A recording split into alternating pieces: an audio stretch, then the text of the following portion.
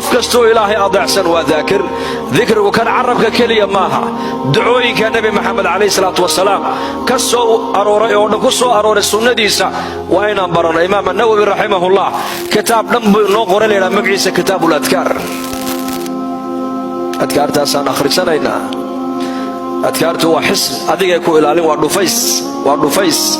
haddaad dhufayska ku dhacdid shaydaanka waad ka nabad gashay xasadka waad ka nabad gashay saxarada sixirkooga waad ka nabadgali gaalada iyo maaragtaan sharkooga waad ka nabadgali waxaad noqonaysaa qof maxfuuda oo xagga ilaahay laga ilaaliyay baad noqonaysaa haddaan adkaarta akhrisanno bal xadiiska akhriso uu nabigu yidhi calayhi salaatu wasalaam qofka gurigiisa marka uu ka baxayo ducada akhrista bismillaahi tawakkaltu cala allah walaa xawla walaa quwata ila billah